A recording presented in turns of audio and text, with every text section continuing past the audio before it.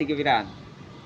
Hello বন্ধুরা, আপনারা সবাই কেমন আছেন? আশা করি ভালো আছেন। তো আপনাদের মাঝে একটা ভিডিও নিয়ে আসলাম, ফিটিংয়ের ভিডিও। তো আমরা শর্ট পিচের লগে কেমনে আমরা এলবো লাগাবো সেটা আজকে আপনাদের বিস্তারিত জানাবো। তো এই যে দেখতে পাচ্ছেন একটা জয়েন্টের দিকে এই যে জয়েন্টটা, এলবোটা ধরেন।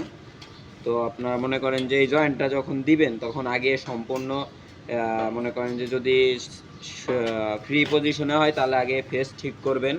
ফেস ঠিক করে উপরে একটা টেকিং নেবেন। তা চলেন আমরা উপরে টেকিং নেই, ফেস ঠিক করে। ফেসটা ঠিক করেন, উপরে উড়ান, উঁচা করেন মাথাটা। হ্যাঁ, ওই মাথার ধাক্কা দেন।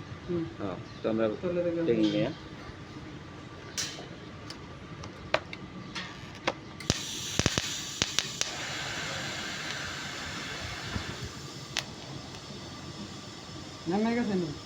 না।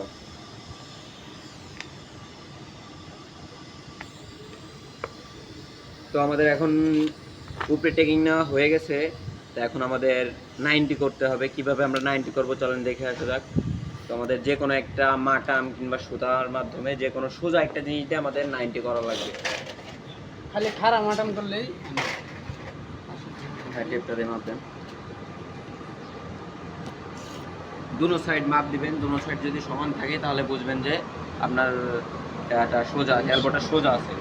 আর যদি আপ ডাউন থাকে তাহলে সোজা 90 থাকবে না। কত প্রকাশ কেমন? 2-3 মিনিট 2-3 মিনিট। তো আমাদের এটা 90 আছে। তো নিচে আমরা টেকিং নিয়ে নিই।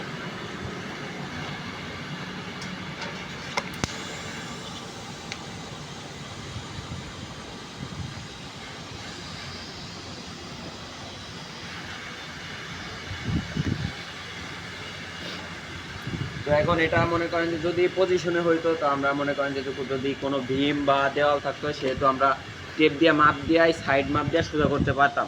তো এই এলবোটা যেহেতু ফ্রি পজিশনে তাহলে আমরা মনে করেন যে চোখের আনুমানিক দেখে পাইপ সোজা বরাবর আমাদের চোখ দিয়ে দেখে সোজা করতে হবে।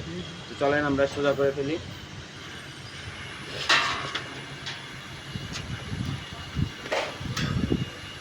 চলবো। আচ্ছা, এটা ব্যাপার না, এটা তো রমেশের এটা ঘোরা ব্যাপার না, সব কিছু ঘোরা দেওয়ার সমস্যা নেই। আমরা এটা 90 ঠিক আছে না, এই 90 ডিগ্রিটা দিয়েছি। তো আমাদের মনে করেন যে এলবো যেহেতু সোজা আছে সেহেতু আমরা 4 কোণে 4